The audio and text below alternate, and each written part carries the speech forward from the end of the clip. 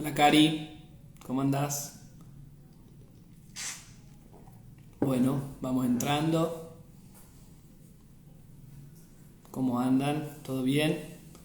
Vamos a empezar este vivo. Vamos a charlar un poquito de la ley 27159.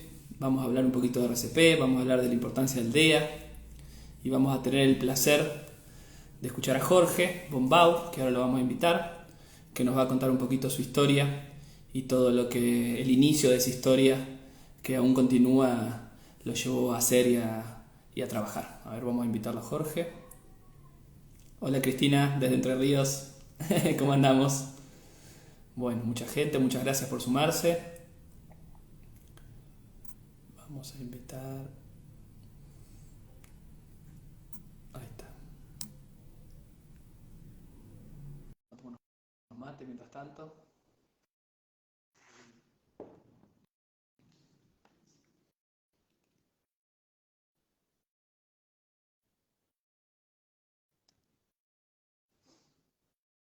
Bueno, ¿cómo andan? Aquí, a ver si sube Jorge.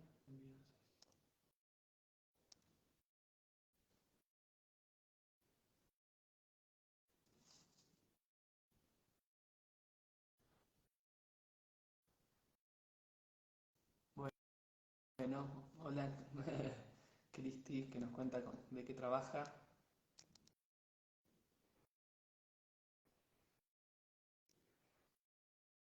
No sé si no se está pudiendo por algo. A ver.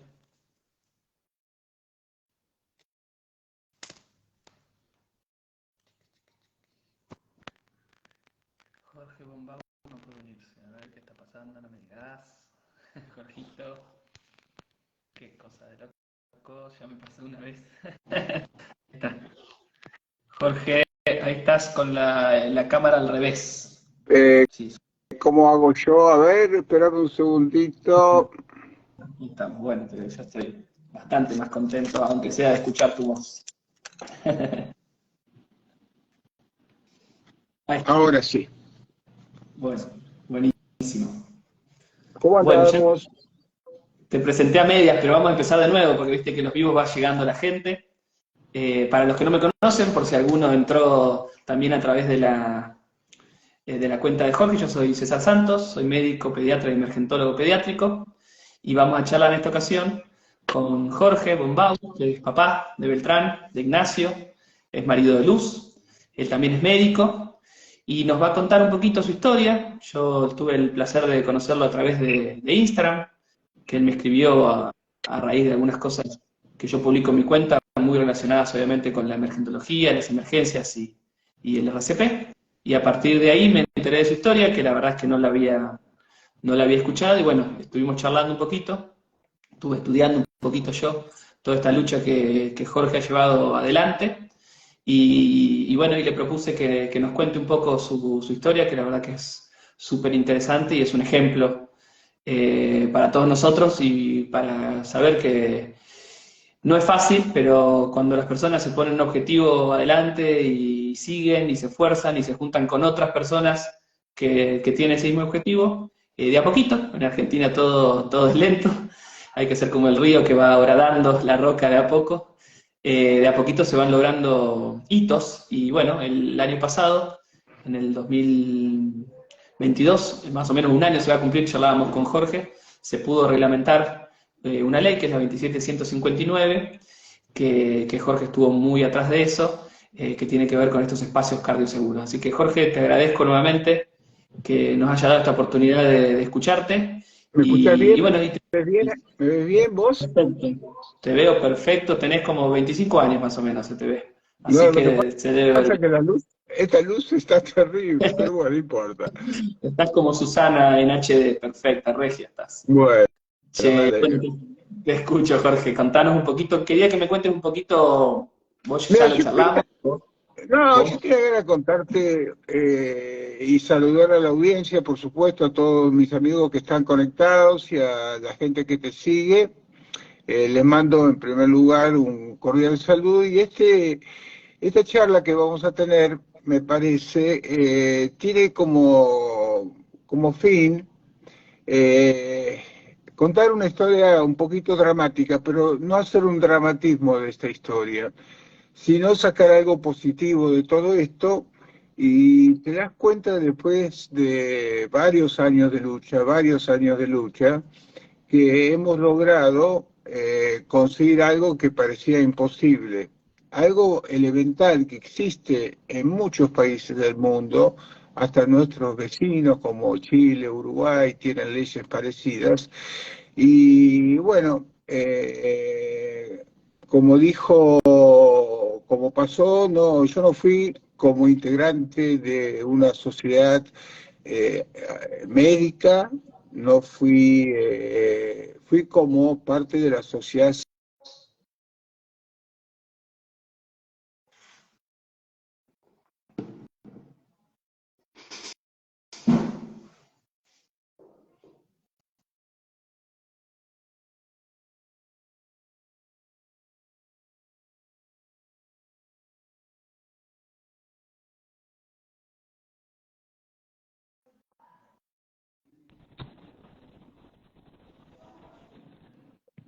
Se cortó mi internet, me parece, ¿no? Ahora me, Ahí volviste, sí. no, me puse datos, porque a veces que se cortó internet acá. Pero bueno, no importa. El tema es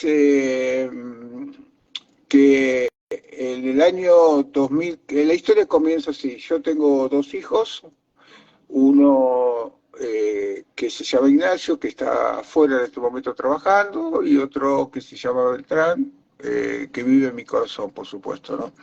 Beltrán tenía 14 años, en el año 2014 estaba haciendo una carrera un miércoles o jueves, eh, a través del colegio fue a hacer lo que se llama un cross country, ¿no? Era una actividad que formaba parte de la currículum de lo que era la materia de educación física.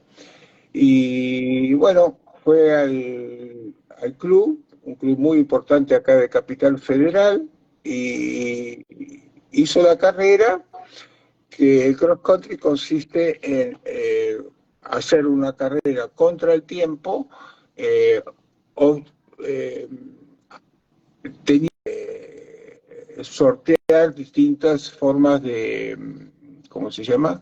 Distintas formas de terreno, ¿no? Subidas, bajadas, piedras, etcétera, etcétera. Entonces, la carrera era una carrera eh, según la edad del alumno, estaba toda la secundaria y toda la primaria presente, entonces era como un acto muy importante del colegio. Y en esa carrera le tocaba a él estar en cadetes, porque tenía 14 años y tenía un color específico. Él jugaba, él corría para un color de los tres colores que tenía todos los integrantes de la primaria y la secundaria. Y bueno, largó la carrera y durante la carrera tuvo dificultades. Iba último en la carrera, le costaba mucho llegar, avanzar en la carrera, que era de 2000 o 1000 y pico de metros, recuerdo, no recuerdo muy bien, ha pasado mucho tiempo de todo esto. Y antes de llegar a la meta, se desvanece, o aparentemente se desvanece. Fue, había mucha gente, era un nene, tenía que llegar, no podía hacer perder a su equipo, quitar puntos a su equipo y tenía que llegar. Entonces, acompañado por una persona, llegó a la meta, último, exhausto, se sentó detrás de la línea de llegada, le dieron un vasito de agua, donde estaba el hombre este que controlaba los minutos que tardaban en hacer la carrera. Bueno, y a los 2 minutos, a los 2 minutos y medio, se cae, no se cae, hace, se desploma, hace Estaba sentado en la silla y se cae de la silla. Hizo una muerte súbita.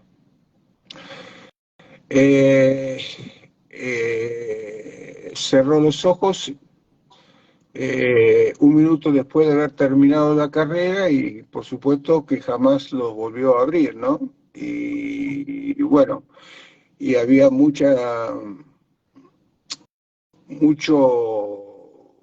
mí me sorprendió porque fue algo muy, muy duro, porque el día anterior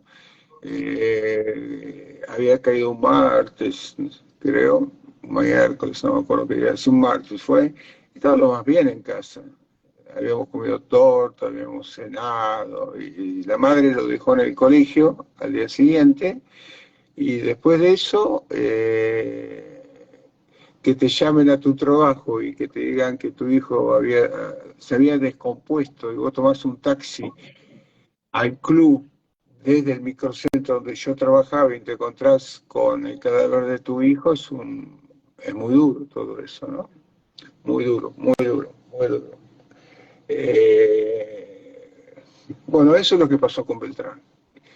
Y lo que recogí de toda la información a posteriori de su fallecimiento, que fue un lapso de 3 meses que estuve ausente del mundo, digamos, porque fue un shock psicológico terrible. Te voy a contar algo antes. Antes de entrar en eso, te voy a contar lo siguiente. ¿Qué hice yo cuando lo encontré a mi hijo muerto? Había 2 ambulancias, donde una de las 2 le estaban haciendo reanimación y usando el desfibrilador externo automático que llevaba esa ambulancia. Pero esa ambulancia llegó 40, 50 minutos después del episodio. No tiene ningún sentido, ya estaba en asistolia, ya era irreversible el cuadro de él. Entonces, después de un momento de desesperación, se me ocurrió ir a ver qué había pasado, averiguar algo, ¿no? Y vi con mis propios ojos 2 desfibriladores que estaban uno en el pasillo del club y otro dentro del consultorio médico del club, porque había médica, como te dije, profesor de educación física, había DEAS, estaba todo armado para que lo que se llama la cadena de supervivencia funcionara, pero la cadena de supervivencia no funcionó porque estaba alterada, nadie supo qué hacer.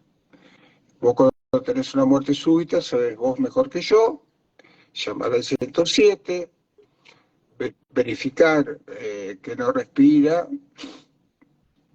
que no responde ante los movimientos, los sacudones que le puedes llegar a dar, pensás que es una muerte súbita, llamás al 107, empezás a hacer RPSP y cuanto más temprano haces la desfibrilación, mejor. Esos son los primeros 3 pasos de la cadena de supervivencia. Tenían todo para hacer eso, ¿no?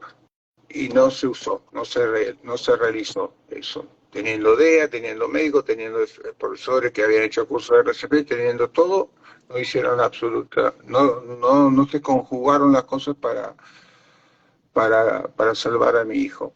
¿Y por qué digo que es una muerte un poquito absurda? Porque vos, esto está en la literatura, yo no soy cardiólogo, yo soy médico, pero acá en este caso soy papá de Beltrán. Después me fui informando mucho y es muy difícil que los menores los chicos jóvenes, una muerte súbita cuya causa más importante cuya consecuencia y cuya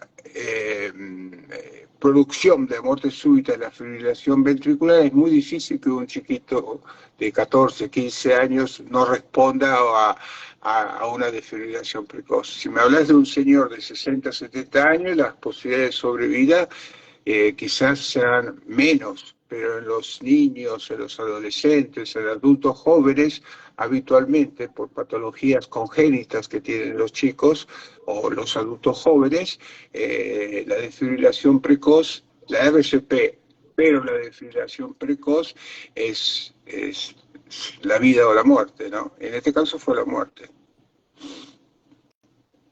Y eso es lo que me pasó a mí.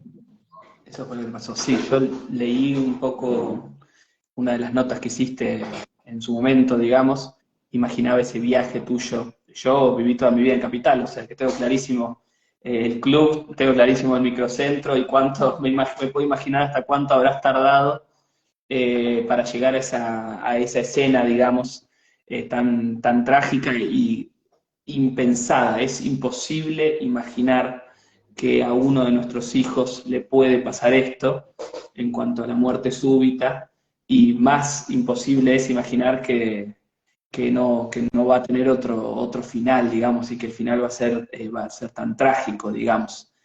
Esto que vos decís es perfecto. Nosotros tenemos un niño que probablemente desde la funcionalidad del corazón sea un corazón sano y que haya habido un tema más bien eléctrico que el DEA, para explicarle a la No, gente, que es un aparato que puede usar pues, cualquiera. disculpame, no, sí, disculpame que te interrumpa, pero fue un problema eléctrico. Lo que dicen todos, y esto es para la audiencia en general, no es para vos, pero un chico de 10 años no fuma, habitualmente no es obeso, no tiene factores de estrés, no tiene hipertensión, habitualmente, por supuesto.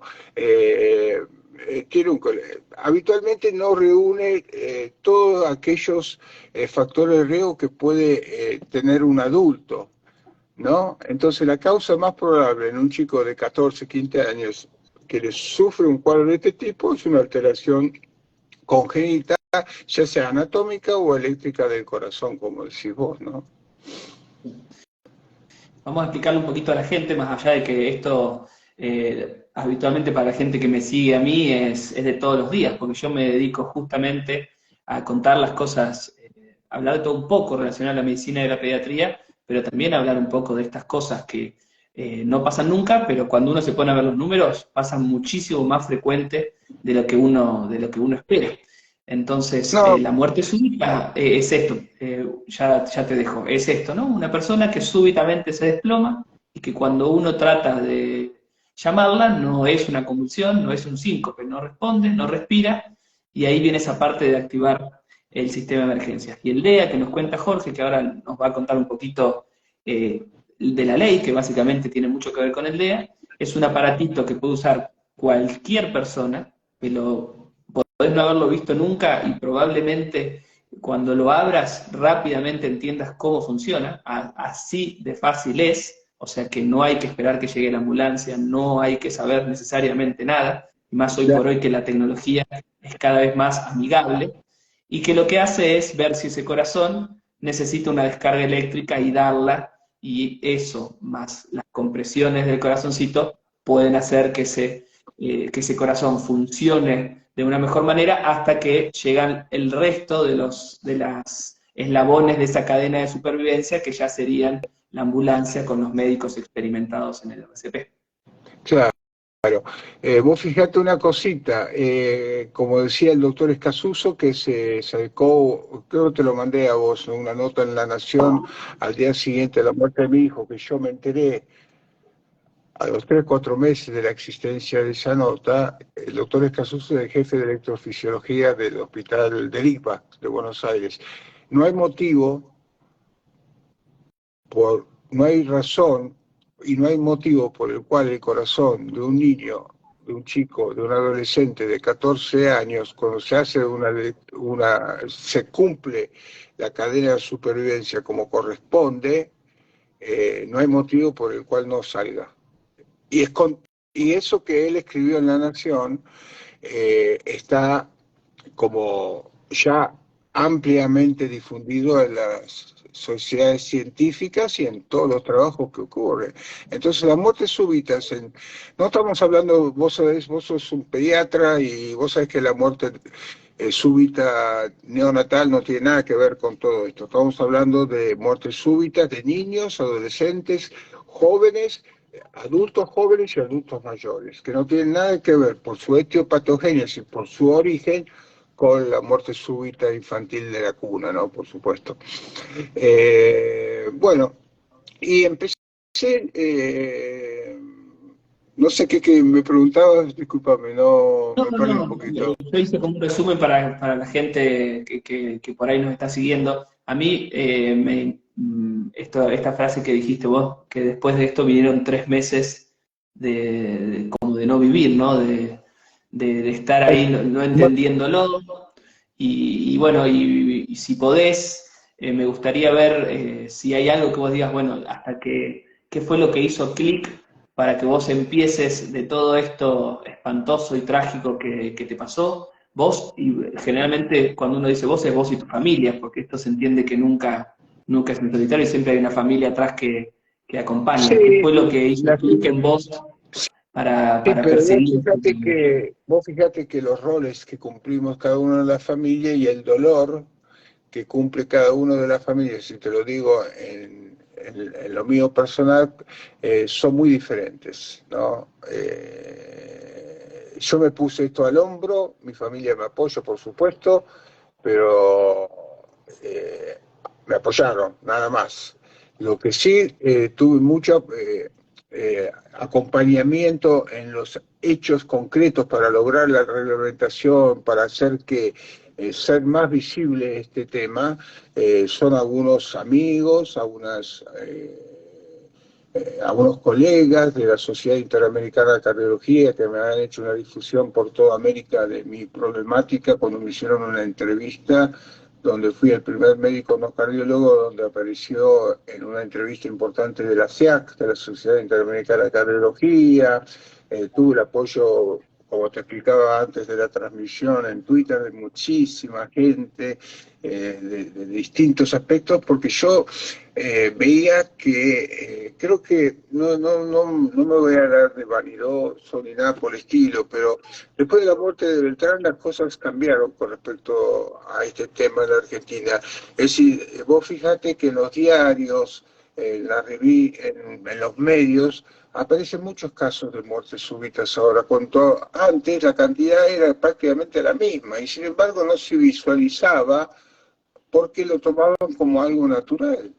Sí, es algo natural que ocurre, pero como que tiene solución, a diferencia de lo que pueden pensar otras personas, de que la muerte súbita es un hecho de que no es una desgracia y no se puede hacer absolutamente nada. En cambio, eh, con la reglamentación de la ley, con todo lo que fuimos difundiendo, no yo solo, sino muchísima gente que me acompañó a través de las redes, a través de los medios, a través de la televisión, de los diarios, de todos lados.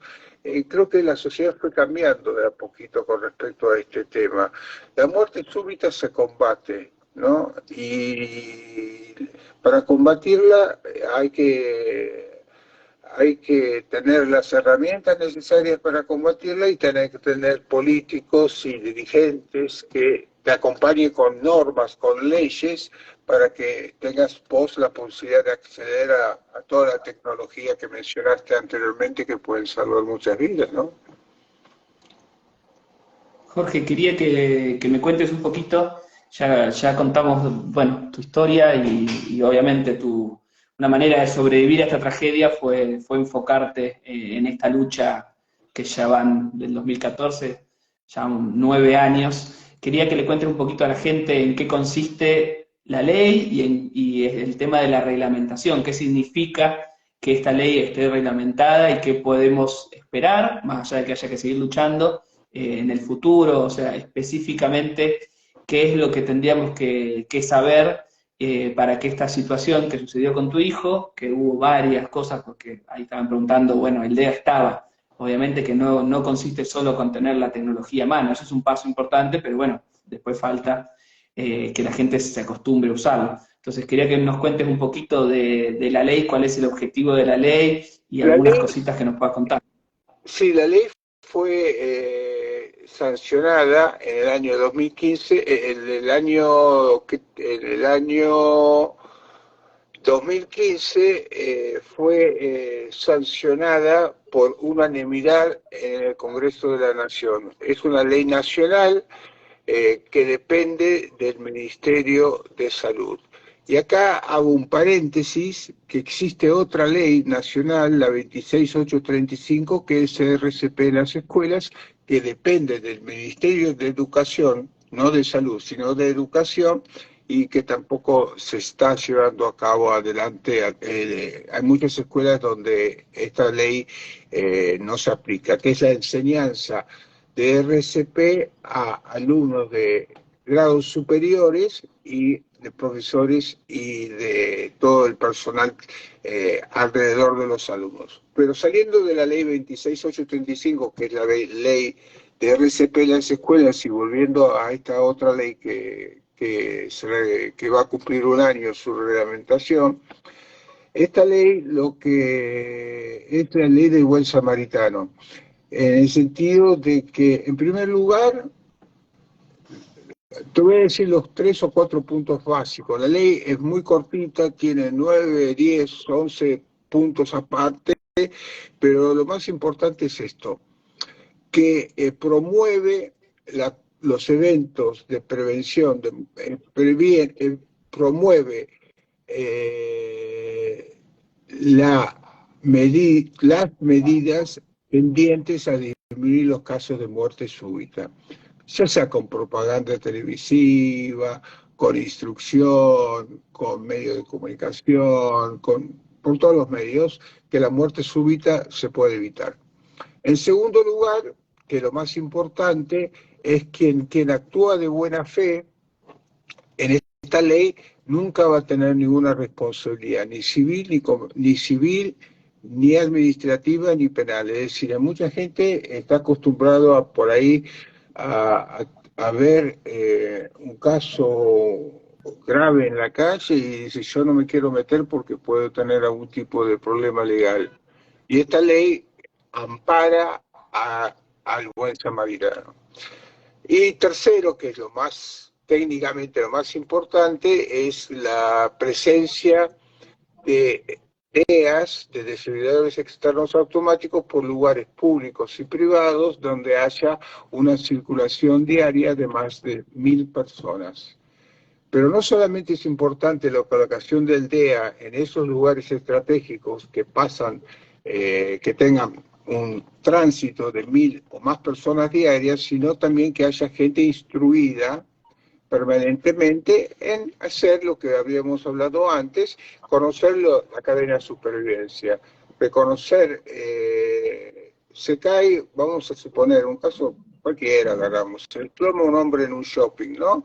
Entonces en ese shopping debiera haber una persona, un grupo de personas, depende del tamaño del shopping, que reconozca la muerte súbita, que llame el 107, que empiece con el RCP y que recoja lo más rápido que pueda el día que esté más cercano. Ese es el ejemplo típico de cómo debiera funcionar una ley. La ley está. Y una cosa que quiero aclararte es que vos dijiste que es muy fácil de usar. Es más fácil de usar que un teléfono, que un celular. Y conectarnos recién por Instagram es mucho más fácil usar un DEA que usar un teléfono de este tipo, que usar un teléfono hoy día. Porque el DEA lo que hace es que nunca, esto es no para vos, sino para explicarle a la gente, nunca va a hacer una descarga si no hace falta. Es decir, no existe peligro que el DEA te mate o que el DEA te haga daño a la persona. Si el DEA detecta que la persona tiene pulso, tiene actividad cardíaca normal y vos te confundiste y pasó cualquier cosa, el DEA no va a descargar, no va a hacer ninguna descarga, porque primero lo que hace el DEA es hacer un registro electrocardiográfico de la actividad y te va a decir si hace falta una descarga o no. Esos son los semiautomáticos. En los automáticos directamente hace según lo que lee el electro.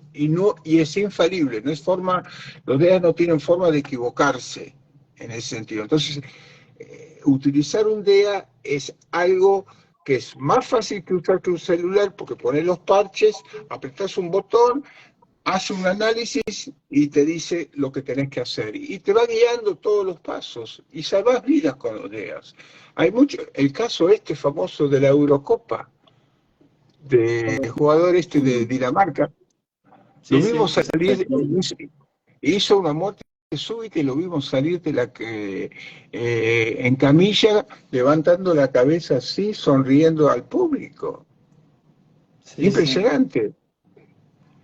Ese es un ejemplo, te doy, hay miles de ejemplos así, pero este es un ejemplo que fue mundialmente televisado por millones, visto por millones de televidentes, y fue el gran ejemplo de por qué haciendo RCP y el auxiliar del equipo de Dinamarca entrando con el DEA, el médico usando el DEA, o no sé si era un médico, un paramédico quien utilizó, creo que era un médico el que utilizó el DEA en ese momento, recobró pulso enseguida, lo pusieron en la camilla y se fue sonriendo, saludando más o menos al público de que estaba todo bien. El tipo estaba muerto si no hubiera habido un DEA. Si él mismo, este mismo hombre estaba jugando en una canchita de fútbol y no era de la selección de su país y estaba jugando entre amigos y no había cardioprotección en ese lugar, mejor dicho, no se utiliza más la palabra cardioprotección, se utiliza la palabra cardioasistido, ese hombre hubiera estado muerto, ¿sí o no?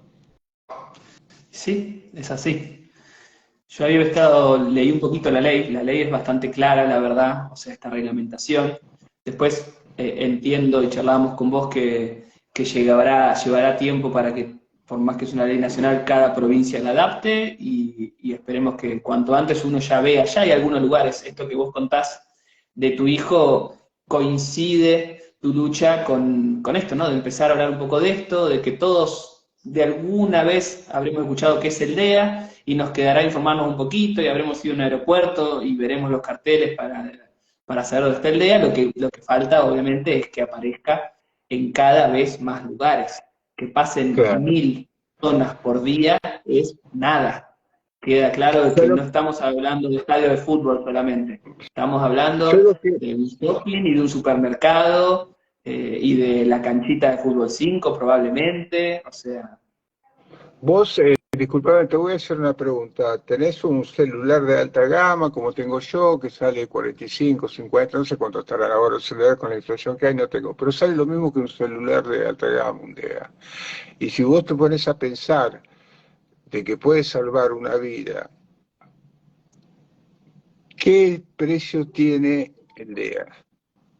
Es impresionante, ¿no? no, no, no, y No, esto va más allá del precio, incluso si fuese un poco más caro, cuando hay la responsabilidad de que pasan tantas personas en un club, en un shopping, en un súper, en cualquier organización de deporte o de espectáculo y demás, tiene que estar dentro de los costos. Esto no puede considerarse, aunque la palabra costo es fea, digamos, tiene que estar adentro del cálculo lógico y lo mínimo indispensable para poder hacer cualquiera de estos eventos. Yo espero de corazón y estoy seguro que parte de tu lucha y el éxito de esta reglamentación va a hacer cambiar las cosas y esto va a ser la educación, esto que estamos haciendo, está dentro de la reglamentación, es el paso uno que nos contás, o sea que nosotros ya estamos empezando a aplicar la ley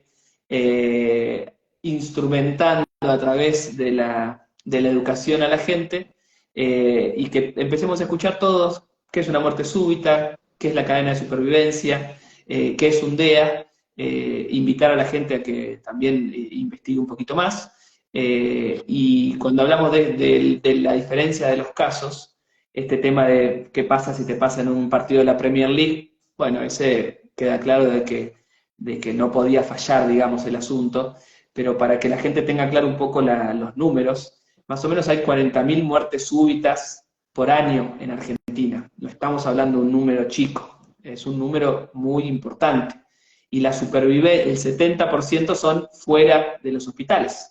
Y la ya, y te voy a supervivencia, hacer y te voy a hacer una interrupción, discúlpame, que sea, ¿cuánta gente se muere por incendios en Argentina en el año? Por un incendio hogareño, un incendio en un edificio, no tengo ¿sabes? idea. Bueno, No se sé, muere 2000. muchísimo, muchísimo menos. ¿Y cuánto matafuego ves por la calle? O por los edificios y por todos lados. Claro, Ahí está bueno. está lleno de matafuegos. Y sin embargo, la enfermedad cardiovascular y la muerte súbita son las causas más frecuentes de óbito en toda la población de los países industrializados, tanto en mujeres como en hombres, como en niños, es prácticamente, no, en niños no tanto, pero la enfermedad cardiovascular es la enfermedad que causa más muertes en el mundo entero. Y sin embargo, volviendo a la Argentina y excluyendo muchos otros países donde una ley similar, parecida a la que estamos hablando, está bien implementada, nosotros vemos que acá hay, entras en cualquier boliche, cualquier restaurante, cualquier hotel, cualquier shopping, cualquier lugar que vos vayas y vas a encontrarte extinguidores por todos lados. Y la gente se muere por accidentes, por incendios, indudablemente que hay fallecidos, pero creo que no me acuerdo la cantidad. Sí, ahora me acuerdo. 11 veces más posibilidades tenés vos de morirte de una muerte súbita que en un incendio. 11 veces. Ahí está el Bueno, dato. Ahora me acuerdo. Son datos del ministerio. Es decir, 11 veces es 110 veces más por ciento posibilidad de morirte de corazón que morirte en un incendio.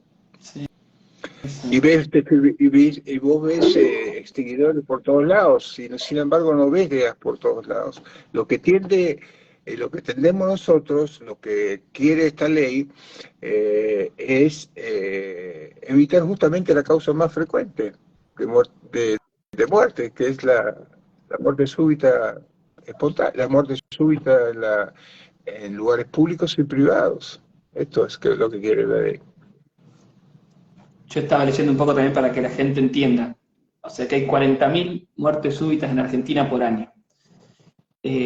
La mortalidad de estos episodios que pasan en lugares públicos, digamos que son del 70% pasa extrahospitalario, no hay tanto número en Argentina, pero estamos hablando de una posibilidad de supervivencia del 2 al 10%. Ese número lo Exacto. podemos cambiar al 50, al 70%, lo dice en la misma ley. O sea, miren la diferencia que podemos hacer, cuántas personas, cuántas historias podríamos cambiar por año teniendo conocimiento de la cadena de supervivencia, teniendo educación del público en general y teniendo gente entrenada particularmente en esos espacios y algo tan sonso como un aparatito así chiquitito que es la batería y que tiene un botón grande con la forma del on, que es universal, y que vos lo tocas y te dice paso a paso qué tenés que hacer. Solo Exacto. con eso podemos cambiar esa supervivencia. Pero también es importante una cosita que lo mezclo con el tema educativo. Hay un estudio, ¿conoces el estudio sueco? Resulta que en Dinamarca eh, se hizo un estudio de cantidad de sobrevivientes en la vía pública desde que se hizo obligatorio la enseñanza de RCP-IDEA en las secundarias, antes y después. Resulta que, no me acuerdo en qué año, se empezó a enseñar en Dinamarca todo esto de la cadena de supervivencia en la escuela como materia obligatoria. Y bueno, fueron el primer año, el segundo año, el tercer año, cuarto año, quinto año, todo eso. Y a medida que pasaban los años de la formación de los chicos en RCPD, había más gente en la calle que sufría de muerte súbita que era asistida y sobrevivía. Entonces, todo tiene que ver con todo. Tiene que ver mucho la educación, tiene mucho que ver las leyes y tiene mucho que ver la empatía universal argentina o de nuestros seres, nuestros compatriotas, a no ser tan... Estamos viendo una sociedad un poco violenta por distintos motivos, por factores sociales, económicos, de estrés, de injusticia. La sociedad argentina es una sociedad muy compleja en cuanto a la tranquilidad de vivir en un país más serio y más en paz.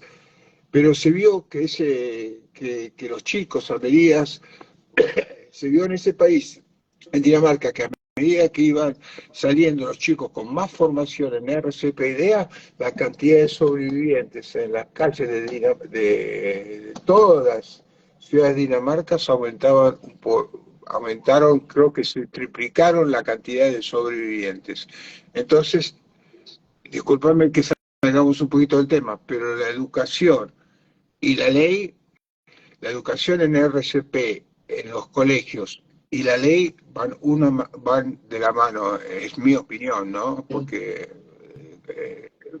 se puede hacer una ley, se puede difundir por televisión, podemos estar charlando nosotros, podemos hacer 1000 lives, podemos hacer 1000 cosas, pero ¿dónde está la base de todo esto? Está en que el chico cuando llega a la casa a cenar con su familia, le preguntan a los padres, ¿qué aprendiste en el colegio hoy? Aprendí esto, aprendí RCP, hay un aparatito que desfibrile, que puede salvar vidas, y así se va formando de a poquito una sociedad solidaria en este tema. Te voy a decir algo, ¿no? Me parece que esto va a llevar mucho tiempo, va a llevar mucho tiempo. Pero bueno, cuanto menos o más rápido se implementen todas estas cosas, mejor va a ser para el bien de la sociedad, ¿no? Sí, yo creo que los chicos de distintas edades tienen que aprender a participar de distinta manera en la cadena de supervivencia. Los más pequeños, que nosotros charlamos mucho en los cursos de RCP que damos, los más pequeños pueden activar el sistema de emergencias, que aunque parezca una tontería, es muchísimo y es una de las cosas que falla incluso con un montón de adultos que estén presenciando la víctima. Entonces, y a medida que van creciendo, probablemente puedan hacer compresiones y seguro que a medida que vayan creciendo pueden usar el DEA. Hoy por hoy los nenes pequeños usan el celular mejor que nosotros, por lo cual el DEA les va a parecer casi como esos jueguitos que le damos a los de 3 años que se paran y mueven y tocan los A botoncitos. los chicos chiquitos, vos sabés mejor que yo, que sos un pediatra emergentólogo muy bueno. A los chiquitos hay que concientizarlos de la importancia. Ya cuando tienen 12, 13, 14 años, les puedes enseñar RCP por una cuestión de fuerza, ¿no? De técnica. Y después, como decís vos, a medida que van creciendo en el colegio, en distintos ámbitos, fundamentalmente en el colegio, enseñarle toda la cadena de supervivencia y la importancia que tiene salvar una vida. Pues es una cosa que es muy importante que yo quería aclarártela antes y se me escapó, es que la mayoría de si vos tenés una muerte súbita y presenciás una muerte súbita, no es el caso, no te estoy poniendo a vos como ejemplo, lo más probable es que sea un familiar, un compañero de trabajo, un amigo íntimo tuyo, un vecino, tu novia, qué sé yo, tu esposa, tu hermano, alguien muy cercano a la familia. Habitualmente ocurre eso, porque ¿con quién estás la mayoría del tiempo en tu vida? ¿Estás con tu familia? ¿Estás en el trabajo? ¿Estás con tu compañero de laburo? Pocas veces, menos veces estás en la calle deambulando haciendo trámites, algunas veces estás paseando, pero lo más probable es que esa muerte súbita, que vos puedas hacer algo, va a ser para un ser querido tuyo. No quita de que, por supuesto, no quita que tenga que hacer el bien a cualquiera sin saber quién corno es ese otro, ¿no? Pero lo más Obvio. probable es que ese bien que vos estás haciendo tratando de salvar una vida, ocurra en pacientes, en personas que estén más cerca de tu ámbito afectivo, por llamarlo de alguna manera, ¿no? Sí, sí. Y nosotros siempre charlamos, ¿no? Este tema de los finales y las historias con final más triste, un final más feliz, y la impotencia que queda, no necesariamente de acuerdo al final, la impotencia que queda de acuerdo al proceso. O sea, es muy duro afrontar una situación de urgencia y de emergencia y que la sensación sea, podría haber hecho algo distinto y quizás si yo hubiese hecho algo distinto, ese final hubiese sido distinto, ¿no? Después uno puede hacer todo muy bien y obviamente que incluso dijimos los números, habrá alguna cantidad de pacientes que haciendo todo bien y teniendo un montón de suerte no responden a esas medidas. No, Pero no, nada porque peor que sentir que no hiciste lo que podías hacer. no, pero por ejemplo, vamos a poner el caso de un chico de 15 años que sufre una muerte súbita y un hombre de 70 años, 80 años que sufre una muerte súbita. Lo más probable es que el chico de 15 años, cumpliendo la cadena de supervivencia, salga al 100%, y el hombre de 70 años probablemente no salga. Por eso lo más importante, más el éxito, yo tengo una frase clavada en mi corazón y esto te lo quiero transmitir, no sé si estás de acuerdo o no, pero el éxito de la RCP no es si vive o no, si sobrevive o no el paciente. El éxito de la RCP es aplicar los protocolos que corresponden. Y este protocolo significa llevar adelante la cadena de supervivencia. Porque sabemos que un hombre de 70, un hombre mayor, un hombre con factores de riesgo, un hombre que tiene 4 stents colocados, que tiene muchos antecedentes, diabetes, hipertensión, bla, bla, bla, no te voy a hablar de todo lo que vos sabés. Es mucho más difícil que si sufre una muerte súbita, quizás la posibilidad de sobrevida de este hombre, siguiendo los mismos protocolos que en un joven, es más difícil que este hombre salga. Entonces, el éxito de la RCP no es si sobrevive o no el paciente, es crudo esto, pero es llevar adelante los protocolos. Y si llevar los protocolos adelante perfectamente en un adulto joven de menos de 35 años, jóvenes, en teenagers, y los llevas adelante, es muy probable que esos pacientes sobrevivan. En cambio, si los llevas, haces el mismo protocolo en pacientes mayores de 35 años que tienen diversas patologías asociadas, quizás el éxito no sea del 100%, el éxito sea de un 30, 40, un 50%, depende de muchos factores, ¿no? Sí, sí. Sí, siempre hay que analizar los procesos. Digamos, esto los emergentólogos lo tenemos muy claro. Nosotros, el paciente cruza la puerta del shock room y nosotros nos ponemos a hacer nuestro trabajo. Y una vez que terminamos nuestro trabajo, se analizará qué se hizo bien, qué se hizo mal, y después se podrá analizar el resultado. Pero nosotros nuestro trabajo lo hacemos igual y lo hacemos protocolizado, y obviamente que esto lleva también un esfuerzo, incluso a nosotros mismos, de seguir formándose, y que lleva, como bien lo tenés claro vos, no te lo tengo que explicar, que cada una de estas historias de emergencias y de urgencias tiene un impacto no solo en la familia, tiene un impacto en el equipo de salud. Pero para eso también se trabaja, y mientras más sabemos, más tranquilos podemos estar y podremos probablemente participar con mayor seguridad, y como te decía, independientemente del resultado, podremos estar tranquilos de que se hizo lo que se tenía que hacer, y eso Exacto, probablemente, una vez pasado ese impacto inicial, nos permita atravesarlo de otra manera. claro. Y otra cosa, una vez me hicieron una entrevista por Medscape, y me preguntaban a mí mi sensación, qué opinión tenía yo sobre los pacientes, las personas que intervenían en maniobras salvamento, esta maniobra que salva vidas, RCP, la utilización, cómo quedaban psicológicamente después, ¿no? Que es un tema también interesante, porque existe un trauma. Esto no es una cosa fácil, el hecho de estar metido, resucitando, por así llamarlo, a un hombre que hace una muerte súbita. Y sin embargo, los estudios que han demostrado, este estudio que fue muy largo, que al principio sufre un trauma, una depresión, pero después eso se revierte y cae un poquito a la realidad y dice, pues salvé una vida.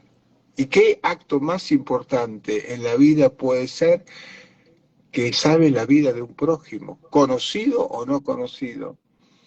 Entonces, yo en este caso también agrego que la gente no tenga miedo a involucrarse en estos temas, porque al principio puede ser temoroso, puede ser eh, un poquito estresante, puede haber miedo de por medio, pero a la larga, si hiciste lo correcto dentro de tus posibilidades, vos como médico, yo como médico, pero gente que no es médica, hiciste todo lo posible para salvar una vida, no hay acto más solidario que ese, para mí, en este tema.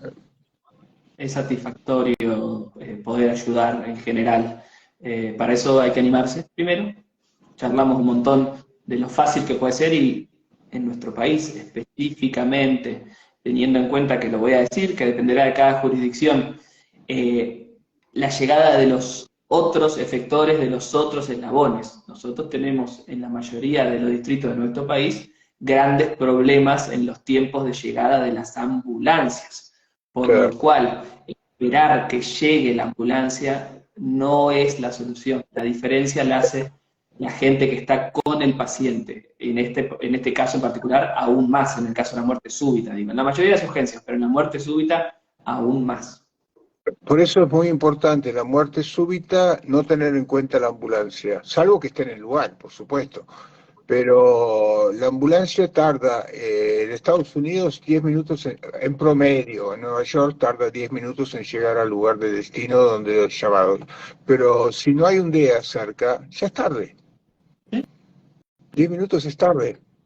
Y en la Argentina no te doy la estadística porque no las tengo, pero Sabemos porque es estamos más. todos los días en la calle y te cruzas con urgencias todos los días y sabes que tarda, depende del lugar, pero media hora, 40 minutos, no te llamaría la atención que te digan que una ambulancia tardó media hora.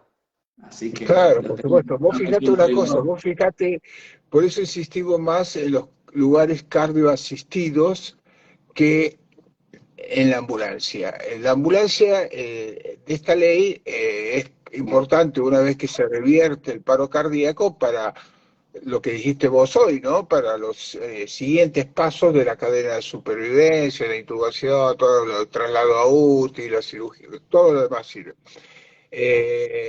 Pero la ley no habla de ambulancias, la ley habla de espacios cardioasistidos. Y te explico, y no sé si lo sabrás, pero yo quiero aportar, no quiero... Eh, cardioprotegido es algo que vos estás seguro que vas a proteger. Yo voy a proteger este, este porta lápices que tengo acá. Pero no lo protejo del todo si yo no estoy seguro que reúne todas las condiciones para ser cardioprotegida. En ese sentido, el corazón de un hombre adulto no le puedes garantizar una cardioprotección a pesar de tener todos los elementos porque te puede fallar la cadena de supervivencia y el hombre se puede morir. Entonces se habla de lugares cardioasistidos en el sentido de que está todos los elementos adecuados, necesarios, para que vos puedas salvar una vida antes de muerte súbita. Sí, sí, sí, perfecto. O sea que cambiamos Ese el es el nombre. tema que son detalles, ¿no? Pero el hecho de hablar mucho del lugar cardioprotegido significa de que si un tipo tiene una muerte súbita, seguramente el tipo va a salvarse. Y no es así. Sí, sí, sí, perfecto. Cuando empezamos la charla, hablabas que yo creo que es uno de los errores de creer que la muerte súbita es inevitable y en realidad es un colapso súbito con un paro cardiorrespiratorio y después tendremos que ver si esa persona finalmente muere, porque la muerte es un acto médico en el que se declara la muerte, por lo cual todo lo previo, mientras nosotros estamos haciendo las maniobras de RCP, ese paciente no está muerto y habla de la esperanza que tenemos de resucitarlo. Entonces, está bueno esto que contás porque estamos pasando de un paradigma de creer que la muerte súbita es inevitable, y acabamos de charlar todo lo que podemos hacer y cómo podemos cambiar los números. Queda claro de que uno no puede, por lo menos con la ciencia actual, asegurar un 100% de sobrevida a cualquiera de estos pacientes, pero bueno, más allá de las palabras, que está bueno que sean correctas porque nos enseñan un poco el recorrido atrás del pensamiento médico, el recorrido atrás de las políticas, justamente que estamos hablando de las leyes.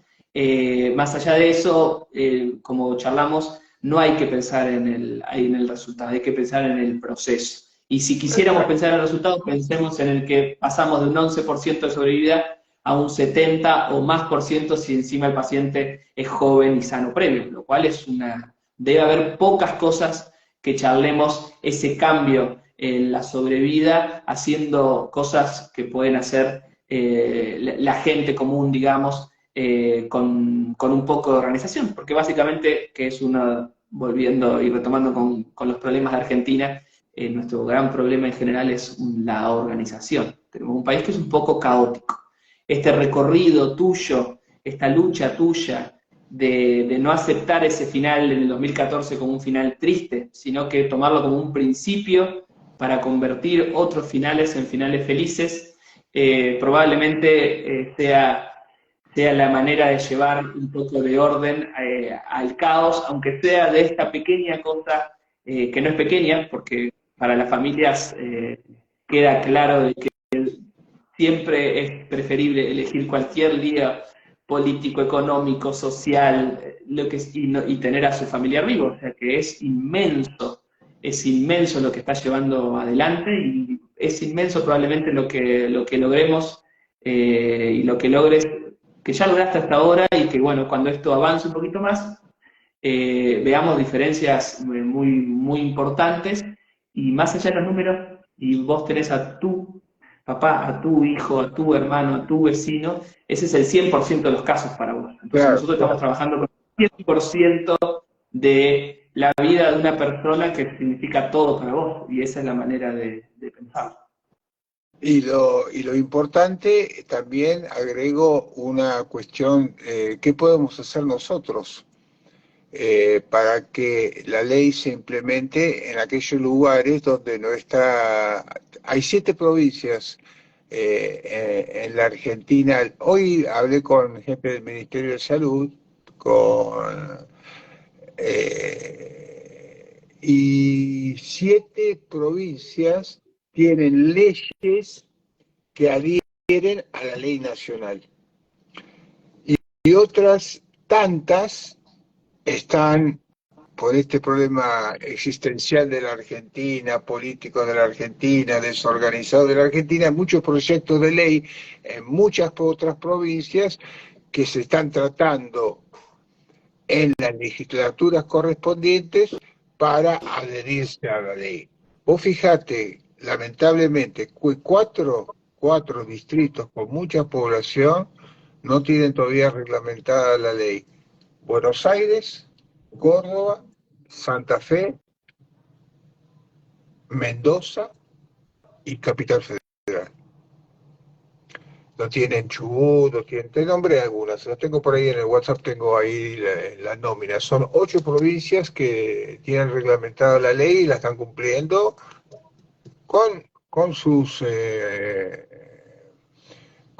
dificultades, pero falta reglamentar la ley en las demás provincias.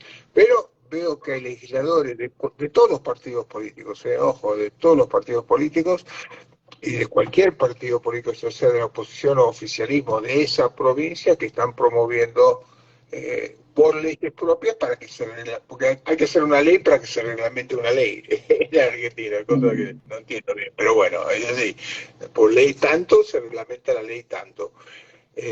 Bueno, pero este es un camino que recién se comienza. Vos fíjate que hace un año que se reglamentó la ley, un año muy eh,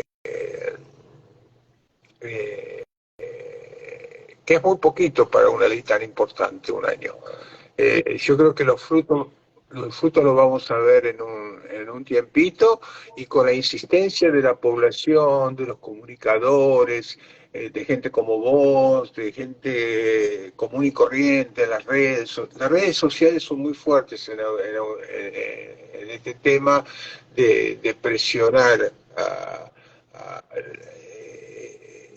para que se cumplan determinados objetivos. Y este es un objetivo que es indiscutible. ¿Quién va a estar en contra de querer salvar una vida? ¿Quién va a estar en contra? Esto corta transversalmente ideologías políticas. Hay temas que pueden ser muy discutibles y alguna gente puede estar a favor, en contra, como fue el tema del aborto, de bajar la impunidad, la edad de impunibilidad.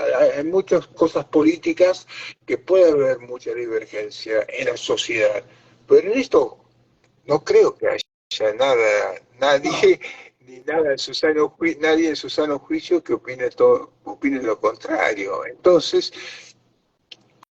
como es una ley totalmente apolítica, apartidaria y que corta, como te dije, transversalmente cualquier ideología política, porque salvar una vida no es salvar la vida de determinado, de un radical, de un judío, salvar la vida de todo el mundo, ¿viste?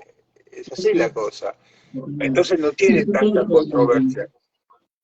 que la gente, hablando esto de qué podemos hacer, digamos, esto lo charlamos a veces en los cursos de RCP. Uno lo primero que tiene que hacer es educarse un poquito y empezar a preguntar. La sociedad civil tiene que preguntar, y tiene que preguntar en su hospital si hay o no hay, cómo llega esa ambulancia, tiene que preguntar en el colegio, tiene que preguntar en el club al que asiste su hijo, al gimnasio a donde asiste.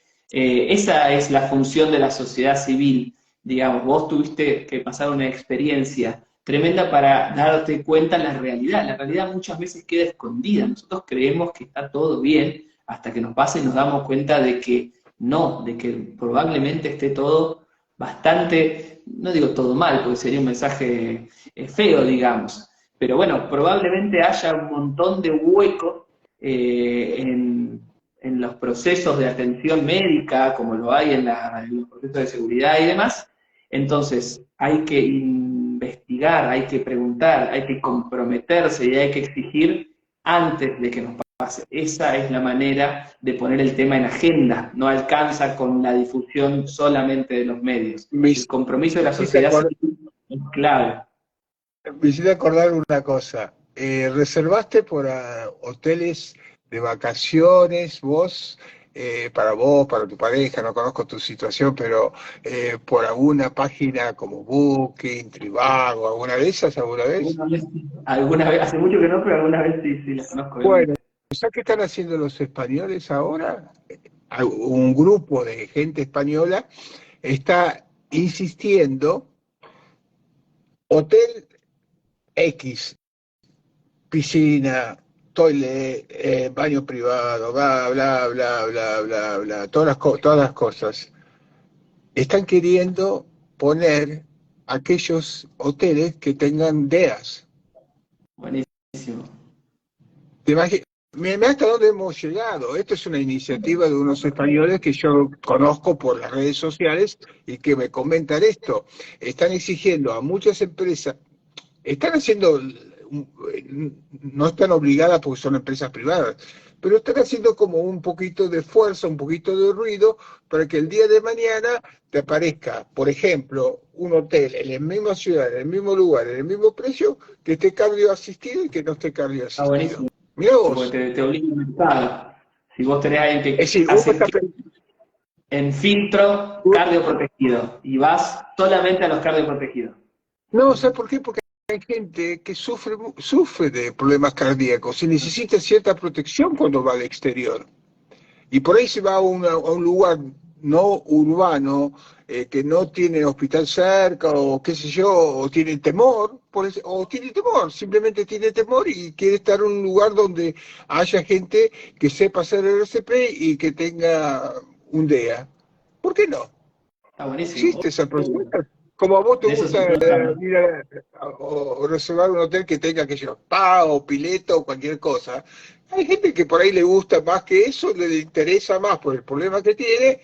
Quiero estar en un lugar que tenga cardioprotección. Seguro. Está buenísimo. Sí, es cuando los temas se instalan y mucha gente empieza a trabajar sobre este tema, eso es lo que nosotros necesitamos. Que este tema esté cada vez más instalado y que no puedas caminar sin ver carteles de DEA disponible, DEA aquí, DEA enfrente en el negocio tal, ¿no? De eso se trata un poco. Yo Así creo que, que, yo creo que ojalá que independientemente del gobierno que siga, no me importa su ideología política, que siga adelante con todo este proceso que se ha empezado en el 2015, 2016, 2017 hasta ahora, y que podamos ir avanzando como sociedad hacia una sociedad más solidaria en este tema. Dios quiera que eso... No creo que vayamos a retroceder, porque yo y muchas personas como vos y muchísimas otras que no están aquí presentes no la van a dejar retroceder de esto. Pero si podemos avanzar cada día un pasito más largo que el paso que hicimos el día anterior, sería espléndido, ¿no? Seguro, seguro que va a ser así. Jorge, yo te quiero agradecer por tu valentía de contarnos a todos nosotros esta historia tuya y principalmente por tu valentía y tu capacidad de resiliencia para transformar este dolor y esta tragedia en algo tan importante y para no rendirte en el camino Vos, porque son vos, muchos años. vos sos muy joven, pero te voy a hacer una pregunta antes de terminar. ¿Conoces a Bob Dylan? Sí. Bueno, un día a Bob Dylan le preguntaron cómo hizo la famosa canción Blowing in the Wind, soplando en el viento, ¿no? Entonces él respondió, viste que es un tipo muy parco, que no da entrevistas y todo esto. Dice que le entró por un oído y le salió por el otro. Como diciendo la cosa estaba ahí, la fue y la agarró. Entonces vos me preguntás a mí, ¿cómo me metí en esto? No sé. La verdad que si yo digo que es por amor a mi hijo, puede ser. Si le digo que es, ¿por qué me comprometí tanto? Pero ¿sabes lo que las veces que he ido al ministerio? ¿Sabes las veces que he hecho notas? ¿Sabes las veces que he hecho tantas cosas gratis? Yo no trabajo para ninguna empresa que haga cardioprotección, no doy cursos, soy un papá normal, laburo de otra cosa, no tengo nada que ver con todo esto. Y siempre me preguntan, vos no me lo preguntaste, pero te quería comentar esto, lo de Bob Dylan, porque es así. Hay cosas que milagrosamente aparecen en tu vida y no sabes el motivo por el cual las haces, ¿no? Y ese es el gran enigma de... Ahí estamos. No sé qué pasó. Hola, ¿Estás? ¿me Sí, escuchás? ahí estamos. Hola. Sí, sí, No, te y es escuché. el gran enigma del ser humano. Aparecen cosas muchas veces que no tienen ningún tipo de explicación. Lo importante es que esta inspiración, aunque no sepamos de dónde llegó, yo estoy seguro que va a ser más grande para un montón de familias que la canción de Bob Dylan, Blowing in the Wind. O sea que Claro. lo que vos estás haciendo puede tener una diferencia en una, dos, 10, 20, 1000, dos Pero mil, 1000 familias que vos es fíjate inimaginable. vos fíjate cómo nos conocimos nosotros, es otra señal de algo. Exacto. Y es bueno. Sí, Y ya tengo otro conocido que sé que está en el tema y sé que puedo recurrir a él si necesito algo en el sentido de instrucción, cualquier cosita, una charla, una pregunta, una duda con respecto, vos trabajás con niños. Yo no tengo tanta experiencia en niños porque soy ginecólogo y obstetra, entonces siempre se va, lo importante es que nos conozcamos cada día más como sociedad y como mentores de de esta divulgación, cada vez seamos más, ¿no? Anda mal la internet, me parece acá. no, ahí está, no sé qué pasó.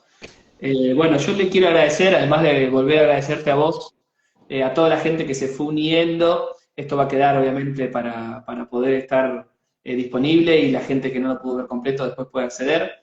Queda clarísimo, Jorge, que mi espacio y mi persona están a disposición para vos, para lo que quieras y necesites, y va a ser un placer para mí cualquier evento que quieras armar en el que yo pueda dar una mano desde la difusión o específicamente como charlas desde la instrucción, porque yo básicamente vivo esto todos los días de mi vida y como digo y lo repito y no me canso de repetirlo, nosotros todos juntos tenemos que estar para convertir un final triste en un final feliz. Y Sí, de esto estamos hablando hoy y a esto le has dedicado los últimos 9 años de tu vida. y le vas a seguir Exacto. dedicando por muchos Y años más. bueno, termino con una frase que está escrita en la en el Parlamento sueco o el Parlamento de Noruega, que dice eh, las sociedades fuertes, las sociedades fuertes se basan en sociedades solidarias. Las sociedades solidarias nunca van a ser sociedades fuertes en lo económico, en lo social, en lo cultural, en lo educativo. Entonces acá el principio básico de todo es la solidaridad, yo creo. Bueno, Más allá de nuestro laburo, de todo lo demás que necesitamos, todo por supuesto plata para vivir, pero acá el gran tema de esta ley es la solidaridad. No hay sociedad fuerte sin solidaridad. eso. Ahí termino. Perfecto. Bueno, Jorge, te Bueno, mando un abrazo te mando un grande a la abrazo, distancia. Un saludo a todos, y gracias por sumarse y nos mucha encontraremos suerte nuevamente. y ha sido un gustazo, ¿eh? Realmente, te mando un abrazo grande y saludo a tu familia. Gracias, querido. Chao.